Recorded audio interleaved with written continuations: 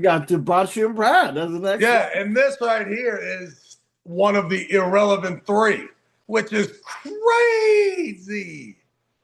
Crazy. Listen, man, not close. Bacho wipes the table with him. It's not even close. Now, what if I'm wrong? Oh, if I'm wrong, then we have another beast. We can't, there ain't, man, we have no one. There is no one to send over there. We understand that we love Paul Lynn, all that good shit. Water's too deep. Water's too deep. You got Todd Hutchins, you got John Berzink, just so that the numbers stay up nice and high, right? You got them two. You got Michael Todd. You got Jerry Cadorette. You got Dave Chafee holding on for dear life. He can't take too many more ass whippings, right? I mean, the list is short, bro. And all the names I listed been arm wrestling. Every one of them dudes is 64 years old. This thing with Brad Grundy's crazy. What is there? Two of them? Brad Grundy, Hunter Knowles. Okay. Yeah, what's up? Is there another human being residing in the United States that didn't escape over here? Like, we all know that Varesh is in the house. I get it. I get it. I love Varesh. I feel weird when Varesh comes out with his USA flag on. Doesn't make me feel weird, but I just know in my brain, like, holy shit. That was a part of Despicable Me movie.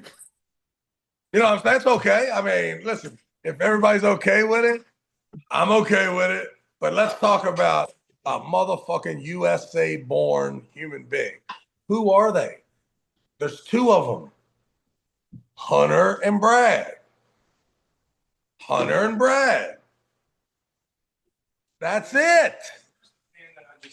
Right? I I think so, yeah. Who I mean everybody else kind of been there, Hunter, right? Brad, Fresh. Adam. Hunter, Brad, Fresh. Uh, Tell me another motherfucker that can come out that can show you US ID and get it on. Right? And listen, also too, what's Brad's weight?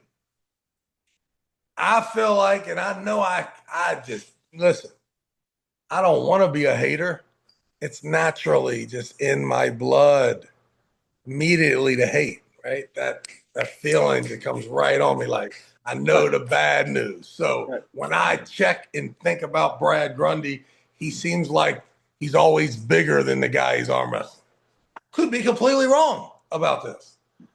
Is this guy, is every one of his historic wins with a guy, regardless of what they weighed that day, smaller than him? Like, I think of Matt Mask being smaller than Brad Grundy. I know that. Maybe I'm crazy. Okay.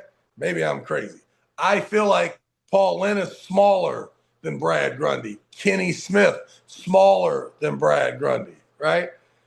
Sacho or Bacho is smaller than Brad Grundy. Do they have a match weight of 209? They are matching up at 231 for this one. Right. So that's Bacho, who's just matched up at 189, right? Yeah, that's right. That's right. Right. So, okay. Now, if you want to be one of them dudes, you got to kill this guy. But listen, it's 50-50 even if you live in Florida. Mm-hmm. It's 50-50 if you live in Florida. He's a tremendous underdog, Artem. Yeah, but so here's my point, right? And you're right. So I think Brad is, I don't know what Brad's actual weight, like 250 to 60. He's a big dude. Yeah, they're gonna get down a little bit, right? But I'm under the impression, and it also comes from being a little bit of a hater, right? I'm with you, Travis. Now I've been around you a lot. I've been around Mr. Moody a lot. I'm accustomed to maybe hating on the person. You know what I mean? So Happens. with that being said, I get a feeling Brad may be a genius because I feel like I don't have good faith in Brad because I think sometimes he's like the best person ever, and the next thing I know, he's not an arm wrestler and he's like can't really beat anybody's practice.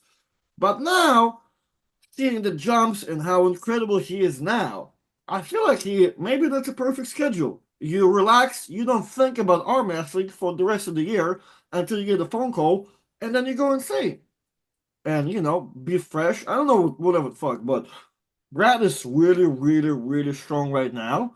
So I mean that will be interesting, and that's what I'm gonna say. My money is on Dude, Brad. all he has to do is win. If he wins, listen. I mean, who gets a win over there? Almost nobody. Almost nobody. Like even You know how to talk about the it. great Michael Todd. Mike's killing it. Mike's got a shaky win-loss record over there. Well, I think he's a confident now. I feel like you have belief in Michael. I believe in him. I just know who he's going against. If he just gets cracked 3 times, everybody's gonna be like, "Yeah, you dumb motherfucker." Of course that happened. And I'm like, "Oh, okay." Even though, I mean, you're talking about the unless you're an amazing debater, right? The dude's the second best guy in the world, and the only guy to really kind of put the brakes on our boy and drive him to the 4th round where he couldn't breathe and fuck him all up and let the dude throw the water on him, open up all that controversy. There was one guy responsible for that. And you're telling me like Michael Todd's confident? He better be a lot more than that. He better be more than that. He's got to be I can believe it. phenomenal because of the quickness, the timing, the unbelievable path that this dude's about to take. I mean, it's going to be nasty, nasty. And most likely, the guy has been pounded in his brain of where his shoulder must be at the beginning of the match, where it must be in the middle of the match, and where it must be in order to try to finish this guy and not let that shoulder get in front of the hand so that Mike can somehow maneuver and come back up. Like it's one thing if he's going to pull Mike for the first time, but my goodness, this guy had a great opportunity when Mike was 260, 270, and he was 190. He was all in Mike's ass. And it was another thing too. He had the crazy movement that never let Michael settle. And if you watch old Gennady film with Mike, so I mean, man, every match is nuts, man. Every match is nuts. Brad's got a tremendous opportunity, man.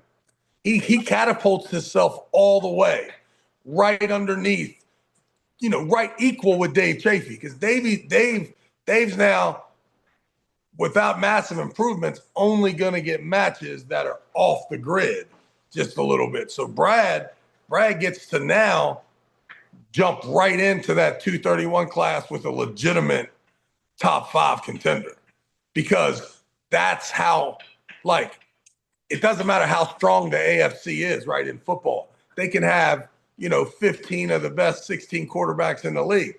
It does not matter. What happens is how you do in your division.